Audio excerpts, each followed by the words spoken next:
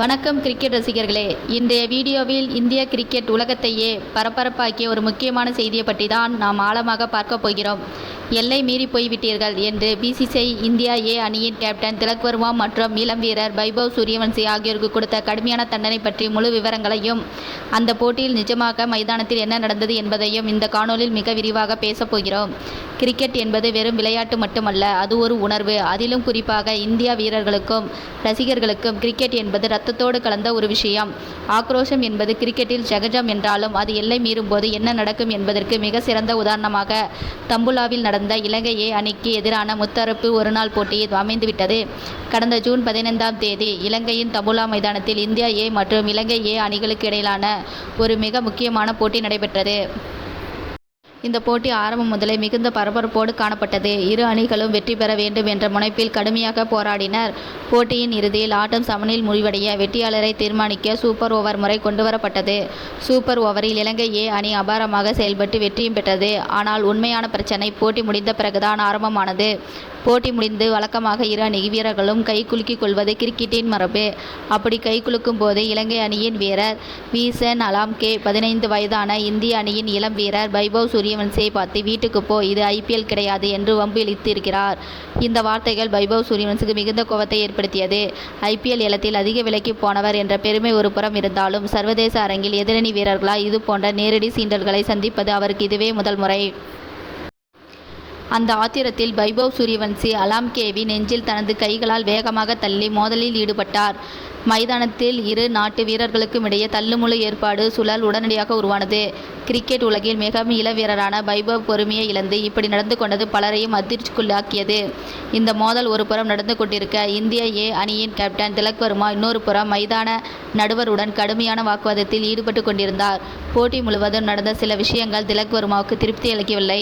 குறிப்பாக ஒரு முக்கியமான கட்டத்தில் வழங்கப்பட்ட நோபால் தீர்ப்பு, மைதானத்தில் போதிய வெளிச்சமின்மை காரணமாக ஆட்டத்தை நடத்துவதில் இருந்த சிக்கல்கள் மற்றும் சூப்பர் ஓவர் நடத்துவது குறித்த முடிவுகள் போன்றவற்றில் கள நடுவர்களிடம் அவர் மிகவும் ஆக்ரோஷமாக வாக்குவாதம் செய்தார்.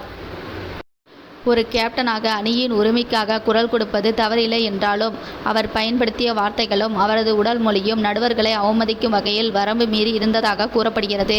இந்த இரண்டு சம்பவங்களும் கிரிக்கெட் கட்டுப்பாட்டு வாரியமான பிசிசிஐயின் கவனத்திற்கு உடனடியாக கொண்டு செல்லப்பட்டது. இந்த போட்டி நடுவராக இருந்த பிரதீப் ஜெயப்பிரகாஷ் நடந்த சம்பவங்களை முழுமையாக விசாரித்து தனது அறிக்கையை சமர்ப்பித்தார்.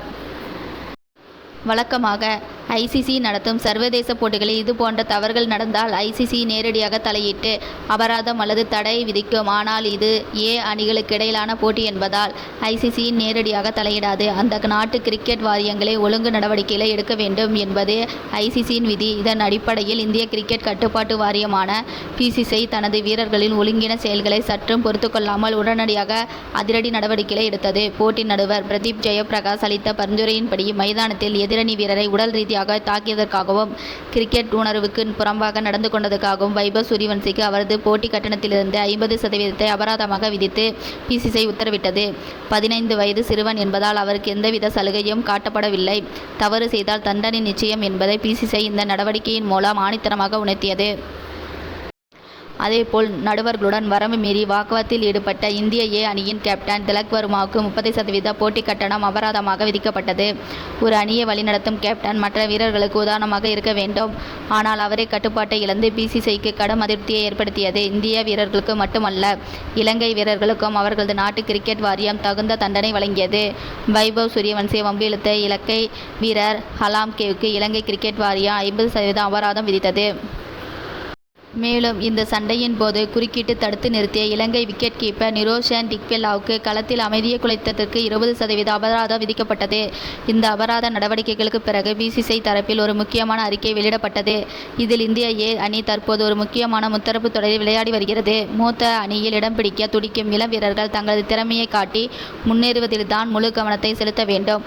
அதை விடுத்து இது போன்ற தேவையற்ற உணர்ச்சிகரமான சர்ச்சைகளிலும் மோதல்களில் ஈடுபட்டு தங்களது எதிர்காலத்தை கேள்விக்குறியாக்கி கொள்ளக்கூடாது என்று மிக கடுமையாக அறிவுறுத்தப்பட்டது. கிரிக்கெட் வரலாற்று எடுத்துக்கொண்டால் இந்தியா மற்றும் இலங்கை அணிகளுக்கு இடையிலான போட்டிகள் எப்போதுமே ஒரு தனித்துவமான சுவாரஸ்யத்தை கொண்டிருக்கும்.